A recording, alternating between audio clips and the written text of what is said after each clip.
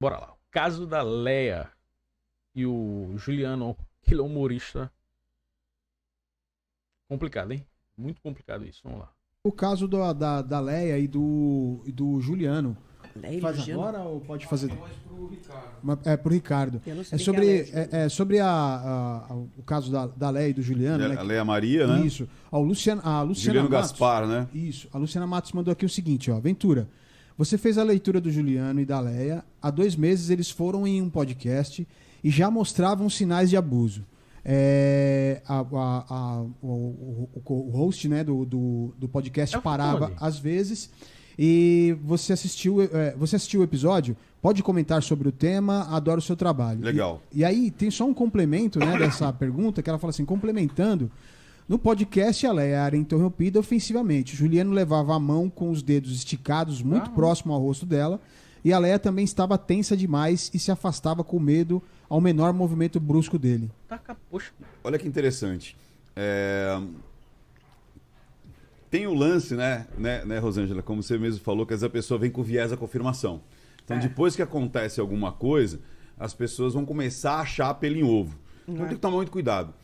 Eu não vi esse podcast, mas o que eu vi da análise da menina, da Lia, né, falando, relatando o que tinha acontecido, né, ela com o braço na tipóia e tal. Aí depois o próprio Juliano... Mas só pra deixar claro, não foi nesse podcast. Isso que Não foi. Eles vieram aqui há muito tempo. há Certo. 1 ano ou 2 anos atrás. Então, a princípio, eu até achei que era uma pegadinha. Porque tava muito gabaritado. Tava muito assim... O jeito dela falar tava muito sereno, entre aspas, no primeiro. No segundo, ela tava com muita raiva. Ela tinha raiva e dor. As expressões dela, mas bem assim, não eram tão visíveis. Você via em bem micro expressões mesmo de raiva e de dor. E o jeito que ele conta a relação deles é um jeito que você vai gabaritar uma pessoa que realmente parece que está dentro de um relacionamento extremamente possessivo.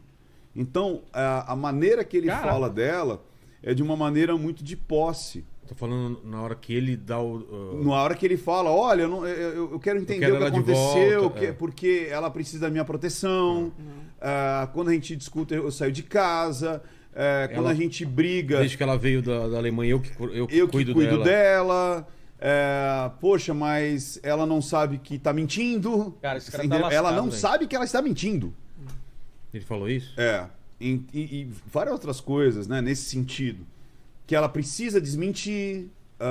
Então você vê pelo jeito dele se expressar. E aí eu dou aí o benefício da dúvida. Eu não estou tirando a culpa dele. Mas em algum ponto eu achei até que ele... eu falei, não tira a culpa. Mas eu não sei se ele tem a total consciência que ele é um cara abusivo. Entendi. Você tá entendendo? Eu não sei se é por Complicado. aprendizado de comportamento. Mas quem é abusivo, eu acho que não sente que é abusivo. Não, tem gente que sabe. Ah, é? Sabe e sente prazer. Tá. Que é um relacionamento patológico. Ele tem a pessoa como um ratinho de laboratório. Sim. Agora, tem alguns que não sabem. É impressionante. O cara acredita que aquilo realmente é uma proteção, que aquilo... Mas, de novo, eu não estou tirando a culpabilidade dele. Eu não sei se Nem ele tem não como, tem né? ideia O braço da coitada. da gravidade daquilo que ele estava fazendo. De fato. Exato. Ele sabe que estava fazendo algo errado, mas ele talvez não saiba o quanto aquilo era ruim para ela. Ao nível que estava sendo, de agressões contundentes, o isolamento da menina, colocando ela realmente como quase que um penduricalho ali da relação. Quando as coisas não eram do jeito que ele queria, ele saía de casa. E esse lance de sair de casa é muito chato, principalmente para a mulher. Não é só o homem que sai de casa, mas normalmente porque você ama aquela pessoa. Então imagina, saiu de casa. Eu não sei se esse cara foi se matar. Eu não sei se esse cara... como o próprio Lênin já passou por isso. Eu vou me matar. Então na discussão, ou você aceita o que eu quero, ou eu vou me matar. Normalmente é assim. Pô, você não aguento mais, eu vou me matar. Então quer dizer, eu não aguento mais, vou sair de casa. Vou sair de casa pra quê? Pra ir pra zona? Vou sair de casa pra me drogar, Cara. vou sair de casa pra sumir e nunca mais voltar. E aí até que chegou um ponto que, pô, foi o ponto da virada. Ele volta e ela não tá mais lá. Você entendeu? Então, pra mim, foi gabaritado. Tanto a maneira que... Na segunda, na primeira eu achei que era uma pegadinha. Na segunda, você percebe que realmente ela tá muito abalada, extremamente abalada. E ele tá claramente... ele descreveu... Por isso que eu falo, se ele soubesse o que estava fazendo, ele não teria criado artifícios para eu descobrir aquilo. Provas Você tá contra entendendo? si. Ele estava produzindo provas contra si. Talvez não de forma tão clara, porque eu consigo perceber por conta da narrativa, por jeito que ele fala.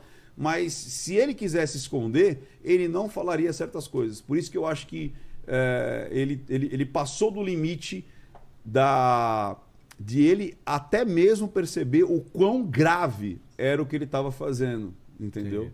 Tava muito doido, né? Tanto é que muitas vezes, quando eu relato relacionamentos abusivos, relacionamento patológico, que acontece muito, principalmente quando a gente faz a semana. Vou até aproveitar, porque Claro. vai ter a semana Chega de Mentiras. E na semana Chega de Mentiras, que vai acontecer logo na primeira semana de abril, se cadastre lá em nãomintapramim.com.br, porque é muito importante isso. É gratuito e tudo mais. E eu dou ali alguns indícios de como você entender se você está dentro de um relacionamento patológico e abusivo. Que é diferente você estar com um canalha. É diferente você estar com um golpista.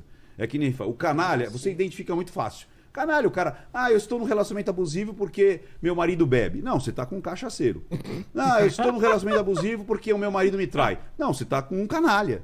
O cara te trai. Se você identifica, tá fácil. Eu não estou dizendo que o relacionamento abusivo não tem a traição, não tem a droga, não tem o abuso, a bebedeira, a porrada, né, a violência. Mas quando você identifica e sente raiva disso, você está num relacionamento com um canalha. O problema do patológico é que você passa, às vezes, anos, que talvez foi o que aconteceu com essa menina. Foram 7 anos. 7 anos. Porque você é abusada e continua amando. E aí cria uma loucura na tua cabeça. Porque você ama o seu agressor. Pelo que o cara tá fazendo E com aí ela.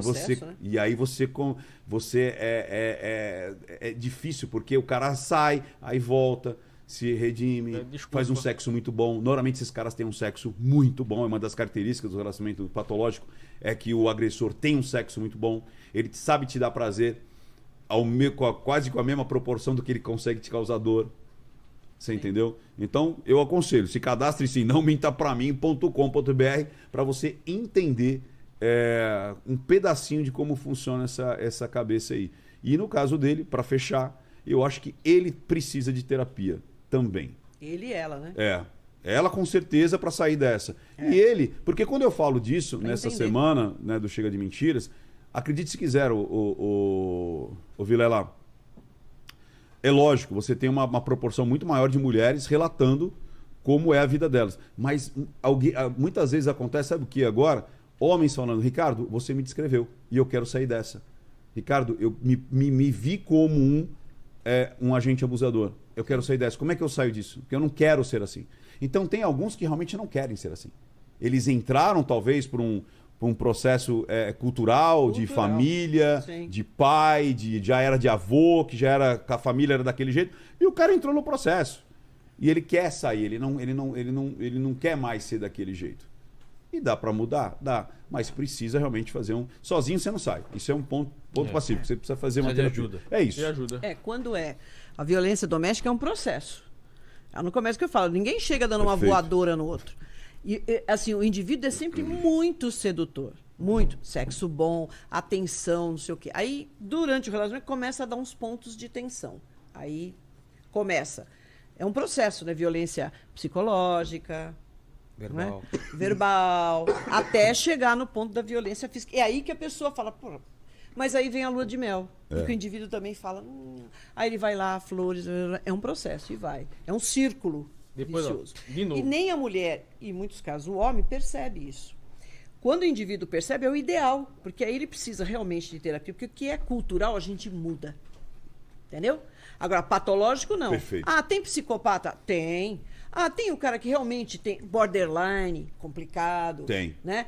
Tem, isso é um caso. Agora, tem esse que é cultural mesmo. E o indivíduo está tão inserido na cultura que ele não percebe. Ele acha que, ok, é isso, que ele não está fazendo isso. Né? Quando ele percebe, ótimo, porque aí vai para terapia, é bom para ela e para ele, porque ele percebe, é o passo certo. Fala, pô, eu estou agindo errado, eu preciso mudar. É a primeira coisa, porque quem não quer isso, não adianta terapia, não adianta religião. Se o indivíduo não quer, não vai, meu filho. Não vai. Agora, casos como esse dele perceber, eu acho importantíssimo, porque o homem também precisa disso.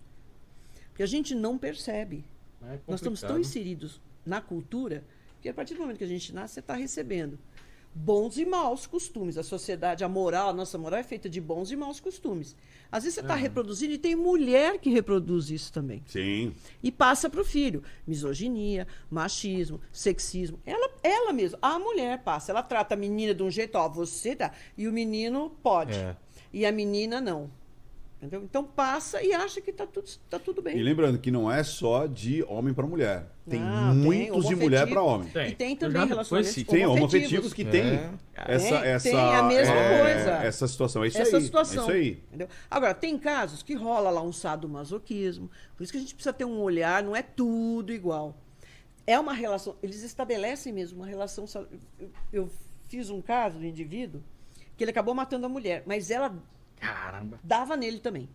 Ela machucava, ou ela batia nele. Aí ele ia parar no hospital, de facada, não sei o quê. Aí ela ia lá cuidar. Era uma coisa deles. Aí ele voltava, aí ele batia nela. Ela ia pro hospital, uma simbiose. Aí ele ia no hospital para ficar com ela. E foi até que um dia ele acabou matando mesmo. Se excedeu. Mas era uma relação deles. Uma relação doentia, né? Tem muitas nuances, a coisa não é assim tão fechada, você precisa ver caso a caso, sempre. Você tem a teoria por trás, você tem o conhecimento, mas é sempre caso a caso. Perícia também é assim. Você pode fazer 10 casos de enforcamento. Um vai ser diferente do outro, porque são pessoas diferentes. Caraca, bicho. Eita, é muito complicado esse negócio. Porque geralmente a pessoa não percebe, cara. É igual os especialistas falarem, né? Que é um ciclo. O cara vai, é bonzinho, o cara e a moça, a mulher também. Tem casos também que eu já ouvi falar e, cara, o cara apanha pra caramba e depois tá amando do mesmo jeito, como se nada tivesse acontecido. E aí esse ciclo acaba na violência e ainda bem, né? 7 anos a menina abriu os olhos aí e, cara, denunciou e saiu dessa, velho. Então, não é tarde não, velho. O tarde pra sair disso é só se morrer. Tomara que não aconteça isso. E é isso. Valeu.